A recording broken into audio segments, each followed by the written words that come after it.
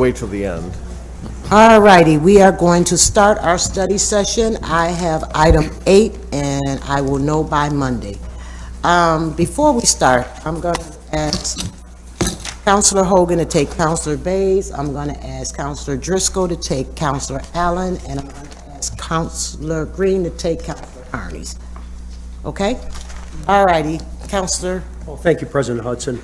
I have, for Councilor Bay, I have items 9 through 17. So we'll speak to 9. Can we run through these real quick? Jen Tift. We already went through standing committee, but why don't you run through these and see if any of the other councilors have any questions? Yeah, so 9 again is an allocation from the ARPA funds to SEDCO for the purpose of administering a small business revolving loan program. I think we've spent the bulk of the last couple committee meetings talking through it, so I don't know if anyone has other questions, happy to answer them, but the idea is that we'd provide the funding directly to, SEDCO would provide the funding directly to small businesses. Any questions? Okay, number 10. Okay. This is Michael.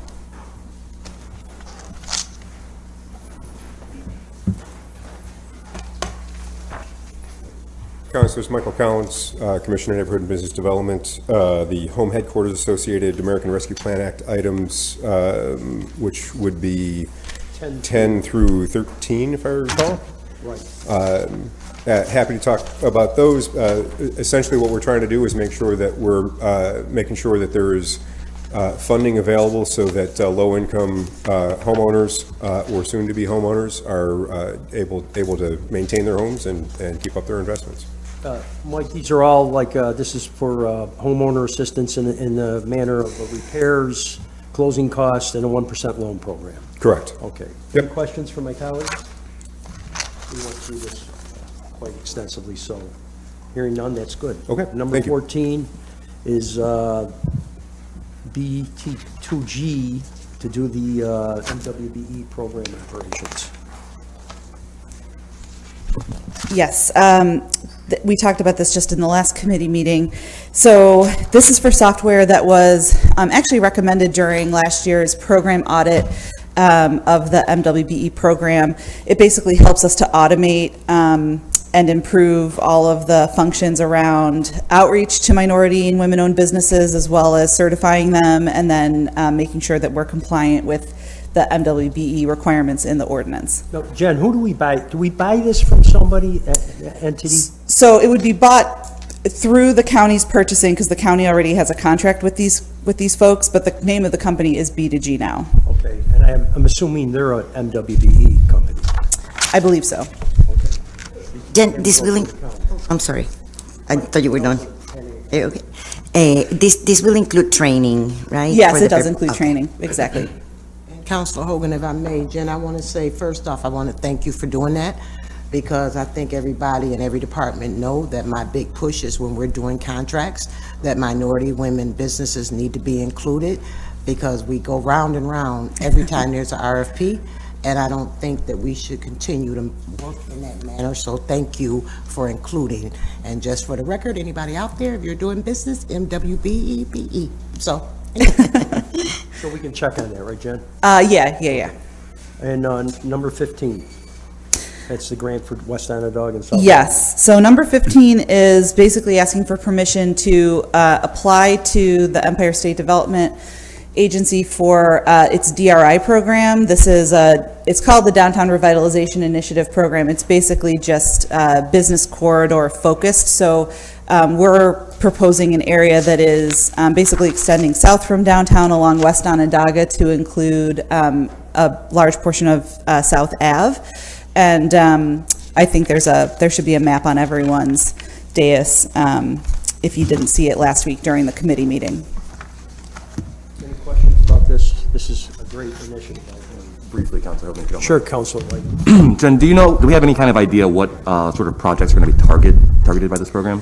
Yeah, so the program targets a pretty broad range of of projects, actually. So it does look for kind of traditional commercial development projects, but it can also be used to fund infrastructural improvements that the city might want to make to the streetscapes, for example, of those corridors. It can fund things like broadband. It can fund things. Most recently, they're actually encouraging us to look at the corridors for opportunities for electric vehicle charging, for example. So there's a very broad set of things that they would be interested and willing to fund. And actually, we don't need to know at this point, at the point of application, what those projects are. The state, if we win, actually assigns us a consultant, and that consultant works with our community to basically prioritize a set of projects. So we would potentially get the grant this year, but then it would take about a year, based on experiences in other cities, to come out with a strategic plan that the consultant helps us to develop, which says these are the projects that will get funded. So there will be a whole discovery process to actually identify and prioritize the projects after we would get the award. And Jen, do you expect this to be a competitive process? It is a competitive process, and it runs through the regional economic development councils. So the Red Sea would evaluate our proposal against other cities in our region. And what's great about this year is that the state's actually making double the awards available for DRI. So normally when they do DRI, they just award a single city in each region. This year, they're awarding up to 2 cities in each region. So while it is a competitive process, we have 2 times the opportunity to be selected this year. I'd like to commend you on this too, Jen. This is a area, of course, it's in the second council district, which has shown a significant amount of private investment and has a really solid neighborhood group there. So, Yep. looking Yeah, we're forward to excited see how about this it. works out. So, Jen, in these Western Ontario and South Avenue corridors, Jubilee Homes have a very active program right now. So, is there any chance that we could sit with them and figure out if they Yeah. could be part of this? Oh, for sure, yeah. Yeah, we would, the nice thing about this program is that, you know, it does look to find essentially projects that are, you know, Shovel-ready. pretty shovel-ready. Yeah. So to the extent that there are projects that are kind of in that pipeline, but they don't have all of the funding secured today, those are exactly the kinds of projects that, you know, we would look to Excellent. make a part of this. Okay, thank you. Yep. And how far does this stretch on South Ave? Is it I think we're going down maybe 6 blocks. Is that right, Eric? Where the creek is. Yep. Any other questions from my colleagues? Okay, hearing none. Thank you. Jen. 16 and 17 are special permits. We talked extensively about these permits too. I have no objections. Do any of my councilors have any objections for me moving this on the agenda? 16 and 17, hearing none, we're all ready. Johnson. Thank you. Councilor Green. Thank you, Madam President. Item 18 is refunding bonds, essentially refinancing them. Anyone have any questions on this item? Item 19 is a loan from the general fund to the capital fund in an amount of $7 million. This was something we talked about during the Finance Committee meeting, and it's basically about advancing spending on capital projects that are going to be reimbursed. Any questions on this item? Okay. Item 20 is to correct the tax rolls. Item 21 and 22 are the annual agreement with the Krause-Marshall Business District as well as the Downtown Committee. If there's any questions on those.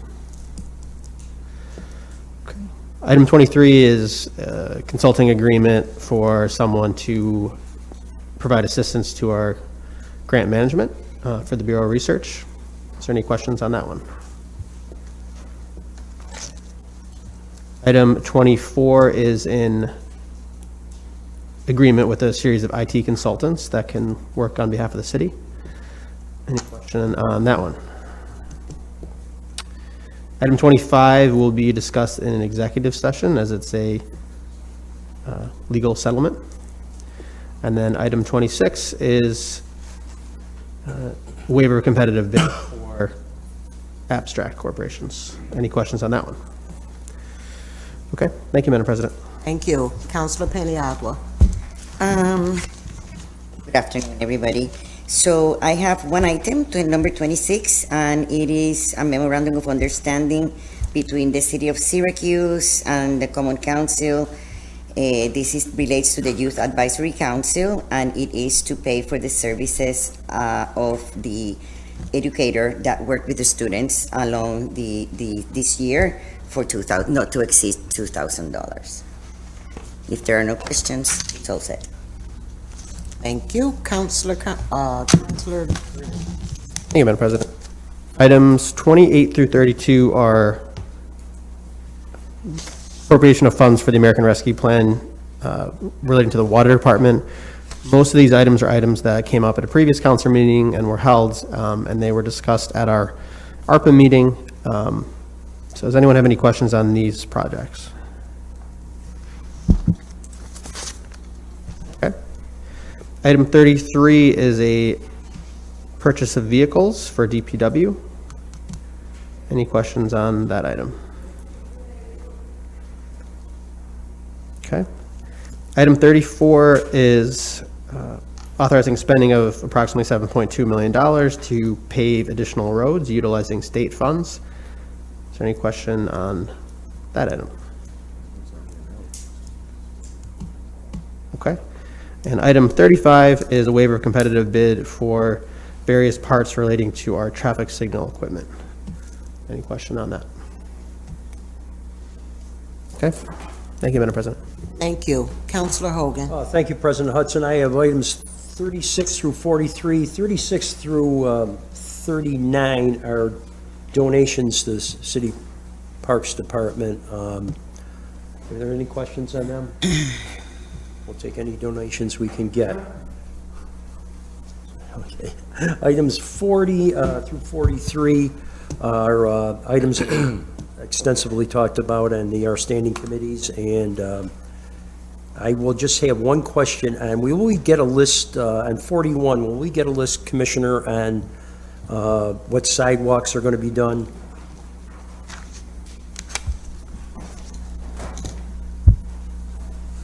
Good afternoon, Julie LaFave, Commissioner Parks and Rec. Item number 41, we're actually getting quotes right now so that we can price out how to use last year's capital funds as well as to be authorized funds from 21-22, so that we can, it's all going to be about the math, which ones we can do for 100,000, but some of them that are higher ranking for us would be Meacham, Burnett Sidewalk, Thorndon, Wadsworth Parking Lot, Schiller Parking Lot. So we have a few that are definitely need to be addressed. We're just pricing it out right now. Okay, you just keep us informed, the Parks Yes. Committee. And I don't think there's any, we went through Eastwood and everything else. Do you have any questions on Eastwood there, Councilor Driscoll? Nope, just encourage my fellow councilors to support the effort. Okay. Councilor, can I have a general question? So are these all sidewalks that are inside of the parks? Or are they ones that directly are adjacent to So it? we call it sidewalk/paving, so some of them might be the parking lot or the drive inside the park. Some of them are sidewalks that are where a normal sidewalk is, but it's in parkland. Interesting. Is there any particular reason why we would use funds from the Parks Department or wherever else we're using them instead of using municipal sidewalk money for them? That's not a question I can answer. I don't have an answer for that. Okay. It's something to think about there, Councilor White. Thank you. Thank you. Commissioner, quick question for you before you leave. Yes. Because me and Counselor Hogan, is that Inner Harbor parking lot part of Parks? Parking lot, yes. Okay, thank you. There you go, Counselor Hogan. There are a few different weird divisions, but the parking lot is us. Okay. And of course, with the sidewalk program, I imagine that the Parks Department won't be paying a fee for our sidewalks. We won't be paid a what fee? No. Oh, just yeah, talking to correct. Councilor White. Correct. I should address him. That's fine. So, okay, I will call all these items ready, President Hudson. Thank you. Counselor Majok. Thank you, Madam President. Chief Cecil, first three items are yours. Item 44, 45, and 46, and the rest are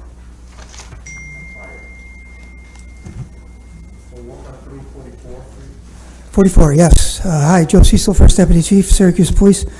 First one, I know Janet took this last time. It's basically a grant through the DOJ, US DOJ, to help us with our accreditation. The chief wants to not only be New York State accredited, but also COIA accredited. That's Commissioner of Accredited Law Enforcement across the country. It's a higher standard, a national standard. This grant is going to help us with, I believe, personnel, an individual that we just recently hired from City Hall who's going to help us track data, policies and procedures that help us get accredited through COIA. Any questions? Yeah, question, Chief. So, what are the standards that you're going to be accredited on? Standards are everything from property room, how we handle stuff in property, all the way up to use of force, body cameras, everything. It's a review of almost every policy and procedure that the department has. Chief, so the person's going to be hired, he's going to be like a civilian employee of the police department? Correct. She's already been hired. Yeah, she was okay. like a lateral from City Hall. So the funding for her salary, is this part of the grant you're asking for? Or? I think it's part, Okay. Counselor, because as far as I remember, her salary was not $75,000.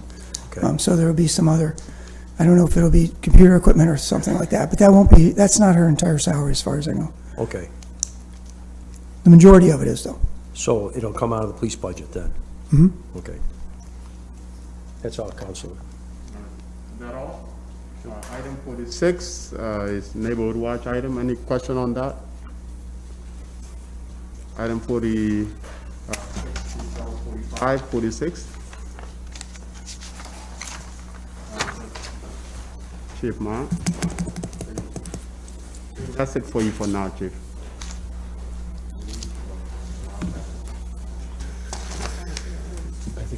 Good afternoon.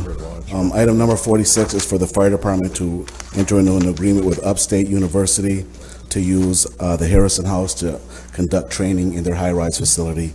And the agreement's good until 2024. Anybody have any questions on that? Beat it up pretty good on Thursday, so I think that should. Okay. Any question on 46? All right.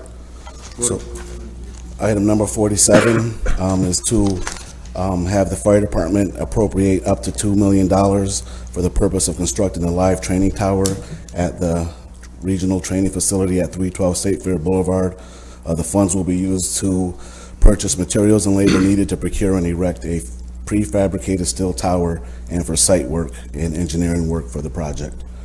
Any question on that? I have some, Counselor. Yeah, okay. Okay. All right, Chief, so I have a couple of questions just coming out of that meeting, and don't want to put you on the spot, so if you want to come back later, and I can send you an email with this, but. Okay. A couple of things just coming out of that. From the construction cost, I know there was a little disconnect between Councilor Hogan's pointing out of the capital fund and that, and I just want to make sure we've got that nailed down, that it's not going to end up being a $5 million project, because that's not what, the fire department doesn't do construction, right? So I just want to make sure we have the right people around the table saying, yes, this is the right amount. Certainly. I have the answers to that and a few other questions from the committee meeting. Due to the increased cost, we've been working with City Engineering and CNS as the contractor through the engineering department. The increased cost originally in our capital plan, to your point, Councilor Hogan, was $1 million. At that time, since that time, building materials are up 30%. Construction costs are up 25%. That attributed to almost $600,000 additional to the $1 million. And there is additional site work and cost that is regarding with engineering services that CNS is billing us to actually maintain and oversee the program. So that comes out to approximately 1.7 to 1.8, and that's why I'm asking up to $2 million. I think originally I asked for $1.5 million in the capital plan, but the goal of that capital plan was to use it over 2 years to get to the tower that we needed. So does that answer your question? Yeah, so this CNS put together a project budget that's. Yes, and then we're gonna have to, we're gonna buy the prefab building off of a contract, and then we're gonna put out the erection and foundation work out for RFP. Okay. And then related to that, are we confident about the environmental? I know there's been issues there in the past. Are we confident about that? Yes, sir. All of that's been vetted, and that's all okay to start building as soon as we get approval. Okay. And then related to that too, I know we talked a little bit about the existing tower and renovating that, and I Yes. think that's something, I don't know if you have more information on that, and what Yes. that would cost. I've been in constant contact with the engineering department, and number one, the layout of the current building, rehabilitating that wouldn't meet our needs as far as national recognized standards that we need for live fire training, and it doesn't meet the needs for our city as far as what the fire department needs to do to protect our city. But I talked to Mary Robinson, and building a new tower is just the best option based off of what's existing, what that would cost compared to what this new tower would be. So all that into consideration, that's what I was told when me and Mary were communicating back and forth.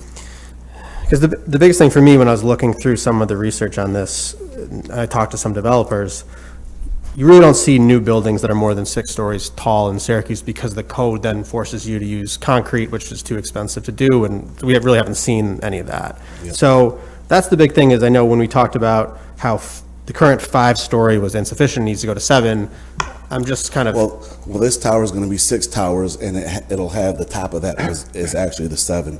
So this tower is not only going to be used for firefighting operations, our rescue company, they're special operations.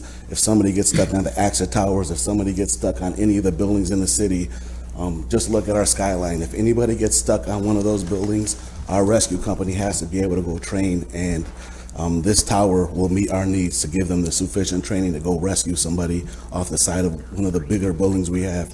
We have over 400 buildings in the city that are 4 stories and taller right now in the city, so at least from our estimation. Okay. And then, I mean, my last thing is just, I understand now the tower we have is unusable, and this would be just for us, and, you know, when the question is, why don't we do this jointly with the other municipalities that may be using it, it was because of scheduling. But to me, that's, the issue here is how do we go from, there's no tower at all, we can't do any of this at all, to we need 100% of the time and don't want to share management of it. That's the question I have. So we're the biggest department in the area. We go on most of the calls in the area. When we looked at trying to go to other facilities, the dollar amount we spec'd out, it wasn't going to be cost effective. It was better in the long-term plan to do this because if we send somebody to a different facility, it's going to cost, just to give our firefighters mediocre training would cost up to $500,000 just to get them to train. And that doesn't include the paying for the facility, travel back and forth, the liability of using somebody else's facility. And for almost 60 years, we did have our own tower. But this is why I'm asking for that. And I don't know if that answered your question, but for the city that we're protecting, we need to have this capability. Just some statistics, I gave you the data. Those kind of increased since the public safety meeting. Since I've been the chief in 2018, fires and floors of upper floors of these types of structures have accounted for 100% of all City of Syracuse civilian fire fatalities. This has also accounted for 91% of all civilian fire injuries and 89% of all firefighter injuries. Right now, we can't give our firefighters the training they need to battle these fires or to use these types of buildings. This is First Deputy Chief Dan Downs, and he has a couple things to add to your question. Councilor Green, to your point, as far as a regional training facility, we are in the process of getting a fee schedule together for outside departments in the area, whether they're very local, just bordering Syracuse, or further out to use the tower when we're not using it. Obviously, we come first when there is downtime scheduling. We're going to put a fee schedule together to let outside agencies come in and do it that way, if that answers your question. Okay, thanks. I just have one question. What would CNS cost us on this particular thing? I know that the engineering department, unfortunately, is always stretched as far as resources go, but what's CNS cost? Councilor Hoagland, that's going to be $108,000. So we have a work order that we're just waiting to get approval to implement that. Okay, and while I got this chance, I want to commend the fire department for your performance on the Butternut Street, and the police department too, because I know a police officer is the first one on the scene. That was really something where you show that our Syracuse Fire Department protects the citizens of the city of Syracuse like no other. Yeah. So I'd like to commend you on that. Thank you very much. And the Butternut Street fire, some of that some of our firefighters, that's the first time they could see a building like that. And we're just trying to give them training before a real life emergency where people's lives are on the line to actually see this type of incident. So I support this training, and I hope that you support it also. Thank you. And I concur with Counselor Hogan. You did a wonderful job over the weekend, and thank you for your services. Thank you. Any other questions? Now, Chief, would it be possible, or is it too early to send us before we vote on this, an estimation of the fees potentially that could be generated from other municipalities? So we have a draft template. I talked with the deputy mayor, and we're going to have to get with the finance committee, but based off of other municipalities, we would have to put that together. I think that fee schedule, like I was saying last meeting, the top priority is to train our firefighters. So the dollar fee is going to be based off of the availability when we're not training. So it's going to be kind of hard to put a definite dollar amount on it, but the most important thing is to be able to train our firefighters to rescue people like we had in that Butternut Street fire, where they were able to train before that happened. So to calculate that fee, what would go into compensation? Is it the time, or? It's a time to be able to use a certain structure. We would say for 4 hours you would be able to use this burn building it would cost you $1,200 for 4 hours. So we would itemize all the different things that we have available for people to train on, and then we would bill them for those particular evolutions of training that they would have. So it's a four-story building. On average, and this could be hard, right? On average, how long does it take firefighters to maybe work on something like that? As far as during a fire? Yes. So I'll just tell you about the Butternut Street fire. They arrived on scene. People were hanging out of the windows when they showed up at the scene. Some firefighters began throwing ladders to the window. Other firefighters go inside. They found an unconscious lady, brought her outside.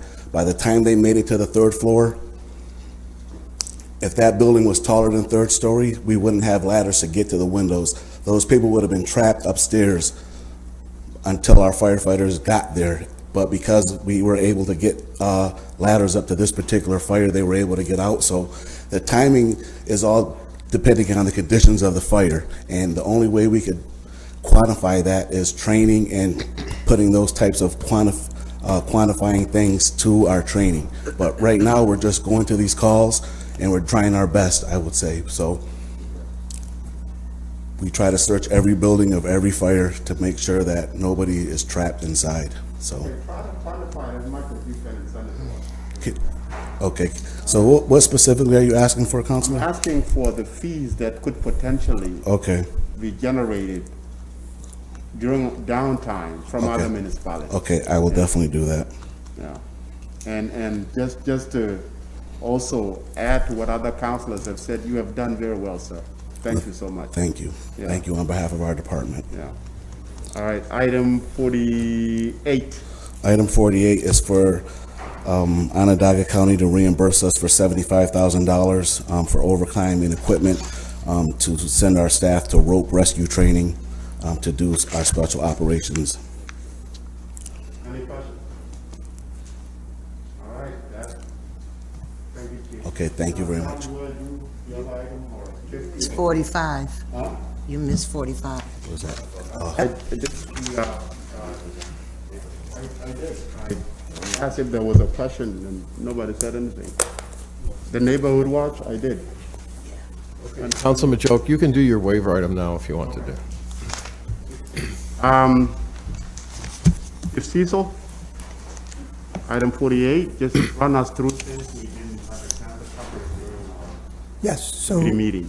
Correct. So this is a waiver item. I appreciate it putting it on. It's a grant, $50,000 from DCJS through Assemblywoman Pam Hunter's office to assist with Jimmy Oliver's Police Athletic League. It's going to help with registration fees, field trips, equipment, marketing, and other associated expenses. And there's no a match to it.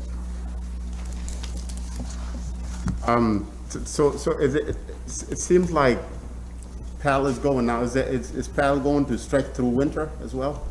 Yeah, I believe it is. I mean, some of these things are outdoor sports, soccer, football, basketball, probably most of them are. Okay. Certainly golf. So I don't know what his plans are. I think, obviously, I'm sure he's got a plan for indoor activities as well. He's not going to just stop. But I've been to several of those. Oh, hey, sorry. Yeah, sure. The next phase, he's been doing the clinics through the summer, so he's going to establish a basketball league during the winter. But he is always expanding because so many people are excited about the program, so he's in talks about other non-athletic opportunities for kids during the winter. So he also is working on a really innovative idea with Pastor Lateef Kinsey. He is a certified referee, so for the Winter League, he wants to train young people who can be these referees for the league. So it's a great opportunity. Outstanding idea. Yeah. That's a great idea. Yeah. Any questions? Now, do we have a league for legends like Councilor Hogan and myself? I don't know. We don't have a legend league in PAL, but it's called Silver Sneakers. Silver Sneakers, I like that, Council President. Tall guys rebound, short guys shoot. I know, we'll make a great team, Councilor. Yeah, I know, that's right, as long as you keep with those Lost that, tempo. Counselor? Thank you. Counselor Driscoll. Thank you, Madam President, for taking items 49 through 57 for Counselor Allen. I believe, unless any of my counselors have any disagreements, that we've planned to hold item 49. I think we have some questions that, Michael, regarding, I'm not sure how this works. I mean, we're giving them $1 million. Are they covering, and I mean, they have a big amount of money to do the same thing, correct? So coming out of last study session meeting, Yeah. I did relay to Commissioner Merrick the request from some counselors regarding the county administering or dedicating some of their own funds. We've not heard back on that yet. So you haven't heard back from? We've not heard back on that yet. Because I think we want to know how much they've already expended out of the total amount the county has. So they have expended, as of the previous meeting, they had expended, I believe, close to $4 million for what they've already put out there. There is they're moving quicker than the state. We've got the eviction moratorium, New York State eviction moratorium ending at the end of this month. The CDC one has been extended through October 3rd. It's expected that would be challenged in court, so we don't know that would actually stay through that date. And so from our perspective, we want to make sure that the money is available for city residents as soon as possible. So they've expended $4 million of how much? Roughly out of 23 million, I believe. 23 million, yes. So they got 19 million left to? Yeah, so there's an important distinction here, Councilor, and that is that the money that we are talking about here is for a population that cannot access the existing funds. This is specifically for those that are the 81 to 100% area median income, and they do not qualify for any existing assistance. Okay, so we're specifically targeting city residents that have between 80% to 100% AMI. Correct. I still think we should, Councilor Driscoll, maybe I'd like to have an opportunity to maybe talk to Councilor Allen on this and maybe a few others. Okay, so how would you like to categorize it? Just Well, let's just talk. We'll We'll talk I about said it we're further. ready for the. Yeah, we don't need to whole. decide right now. So Right. okay. All All right. I guess further discussion to be had by some of the councilors who had questions. Yeah, if there's other information I can get for you, happy to do so. Yeah, because I had like a short conversation with the county executive regarding this, and I wasn't sure of the exact, I thought all the money, I can't believe that they haven't delineated that particular segment of the population too, for the city, 80% to 100% AMI, that they wouldn't be eligible out of the 23 million that they have. One of the big issues about that is that during the moratorium, there's been no need for the money. And so the moratorium has been started and extended. We anticipate, and I'm almost panicked about this, that when the moratorium is actually removed, that we're gonna have a floodgate of people who needs money to be able to stay in their rentals. I agree with you, but it seems funny that, and not funny, but it seems odd that they wouldn't have already thought of this 80% to 100% AMI, which is, by the way, it's area medium income. No, and I think not that, media. and I think that the distinction is that because of the previous source of the funds, those income restrictions came with the money. With ARPA, we were able to set this special category of eligibility because we saw the need through the COVID CV that this population, just like our housing that you all are considering as well, that we're expanding it because none of those individuals ever could take advantage of that money. Well, I commend you on doing that, but I'm surprised the county didn't do that. So I commend you on doing that. Okay, so Councilor Driscoll, yeah, I'd say let's have further discussions, and we'll keep it on the agenda. Okay, keep it on the agenda to be continued. Okay, thank you, Commissioner and Deputy Mayor. Items 50 through 57 are all properties and lots going to the land bank. I just have a question, Counselor, on 50. Actually, two of them are not. Going to private person. Right. Two of them are not sales? Oh, sorry. But I'm looking at 50, and I see we sold the vacant lot to Treehouse Investments. Who is that? Morning, Councilors. Matt O.J., Deputy Commissioner of Assessment. So Treehouse owns the property immediately to the south on Midland, I believe. Where are they from? I think they're based on the north side. I would Okay, could put you my find- colleague Eric Ennis on the spot for specifics on that Well, one. could you find out, because all of So- these out-of-staters, I'm done with So that. certainly, I'm certain they're local. I think they live on the north side, but Eric, if you wouldn't mind. Morning, councilors. Eric Ennis with Neighborhood Business Development. President Hudson will get you the exact information, but it is a married couple that has owned this multi-unit apartment building. They are in the process of actually making capital upgrades to the apartment building itself. And so as part of this acquisition, this would allow the project to also have some site improvements for tenants as well. So it's a renovation to an existing apartment facility. This is a city-owned lot that would be able to be improved as a part of the project. But we'll get you all the information. Only my It is- concern is that LLC, and I need to know where they're from. Sure, okay, and we'll get you that information. It is a local couple. Matt, myself, we've had numerous conversations with them, and we'll get you their information.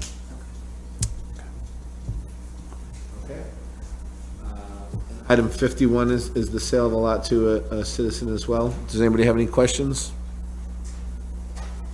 I imagine he's next door, right? Yes, she is current on taxes, next door neighbor right at the corner, and she's been there, and I think she intends to stay there. I just have a process question. Deputy Commissioner, how does it get decided to sell city property to a private citizen? So we've got a policy in place that actually we've been revising over the past several months, and it's published on our website. People can apply to us, put down an earnest money deposit. We evaluate it with the Property Sale Review Committee, see if it's in keeping with various planning strategic initiatives, what NBD hopes to be doing with RNI, see if there are any other red flags, run it by zoning codes, and if it passes through that, we bring it to you good folks. But in essence, the land bank does all that too. They do. So these are usually, I think, coming from the pool of 700 odd properties that are in our backlog that we haven't transferred to the land bank. Older, often less marketable properties that we've been sort of trying to thin out. Land bank is at a higher price. Well, I'm just wondering, because it's some of the issue is with the land bank is that we're not seizing enough properties to get them to the land bank for rehab or for demolition. Yeah, I know Caitlin's had that problem over there. And I think we can continue to talk with her to see if they have any interest in any of these ones that we're sitting on. But by and large, these are pretty unmarketable properties and often vacant land. It's just a change in policy a little bit. Yeah, I think this probably predates the land bank, but I think somebody probably who predates me could speak to that better. The reason the land bank was created, because we had a lot of policy Sure. that predated the land bank that didn't work out too well. Yeah. So, okay, thank you. No, Matt, just generally, with these properties on the land bank, are the owners well aware that the properties are being transitioned to land bank? These are, The owners of the properties that have been seized? Yeah, these properties that are going to land bank, are the owners aware? But I don't know if that's even your question. Yeah, I think I'd probably have to kick that over to somebody over there. Eric, is that you?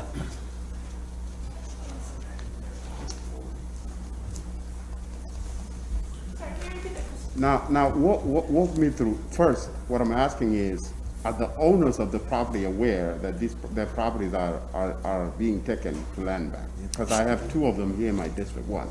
Sure, And so, what's the process in creating that awareness? What goes into it? sure, so I guess I want to make a distinction between the properties that Matt is talking about in terms of properties that are already owned by the city, and then a property that was seized to be transferred to the land bank. So in a case where a property is being transferred to the land bank, there's several notification processes that How take. many? 3. Three. A lot of these, especially when you're talking about vacant lots, several of them have been delinquent for 10, 20, 30. I have one on a list that's been delinquent for 60 years. So a lot of these are people that are very often deceased property owners. And then once the council votes on the property, there's an additional layer of notification that takes place, a final 30-day notice, based on all the title work that's completed by the corporation council. So we don't make any type of closure on a property to finally transfer until all of that title work comes back. The law department does their due diligence. So. Okay, so, and usually the population who usually have these properties that are deceased, right? And what So it depends on the type of, I guess it would depend on the characteristics of the property that we're talking about. So in the case of some of these that are vacant lots, those are the ones that we see that have often been delinquent for a very, very long time. Sometimes vacant structures, that's a different situation. So I can't really answer that question without kind of a specific property situation. Okay, now we have had issues with absentee landlords and people who own properties and outside the city, outside the state mostly, right? Now, do you know the percentage of this properties that belong to those that are out of state and then land bank take over? Sure, so it depends on the current timeline of what properties are delinquent at any given time. So I don't have numbers in front of me right now, but I could take a look at them for what we have for this current phase. Could you? Maybe yeah. I just want to see if there's a correlation between, as we deal with some absentee landlords and dilapidation versus, that number going to land bank versus, or is this just, Sure. problem that continue to? Yeah, of course, just happy to spread? take a look at it and we can have a conversation. Okay. just 95% of the properties that the land bank sells to potential owners, 95% of those folks are inside Onondaga County. So, that when a lot of times when properties, the city seizes the properties, ends up, they go from being out-of-town properties to people who live inside of Onondaga County, so. Now, do we also prioritize, say, city owners, city residents that want to acquire land bank properties, as opposed to people outside of the city? So say, for example, Council Hogan is in town of Manly, not that he would ever move there. There's big no Hogan signs outside there. No Hogan's allowed in town of Manlius usually. Not that I would think he would move, but say he's in town of Manlius, I'm here in Syracuse, in the city, inside the city, we got a land bank property. Do I get a priority over that bit, or do we get equal bit? Sure. So Caitlin is the best person to kind of speak in depth to that process, but I can tell you as kind of a general overview. The land bank has a community advisory board that's made up of city residents that have a chance to review all purchase applications. So they meet monthly as the land bank's board meets. They have a chance to review all purchase applications that were approved. The land bank will make a recommendation as far as which owner or which purchaser applicant that they recommend based on the situation at hand. So I can tell you that from attending those meetings through my role in MBD, very often they will prioritize, almost always they will prioritize the local owner over the out-of-town owner. I think Councilor Hogan can also speak to that from his Being the role with chair the of land the bank as land well. bank, I could say you'd get it for sure. You get it? Yes. Over you? Yes. That would make me happy.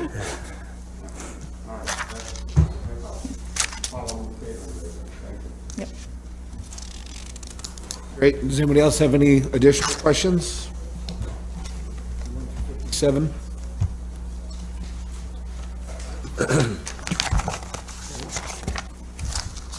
Seems fairly routine. Okay. Said. Good. President. Righty, thank you, and with that will be our study session.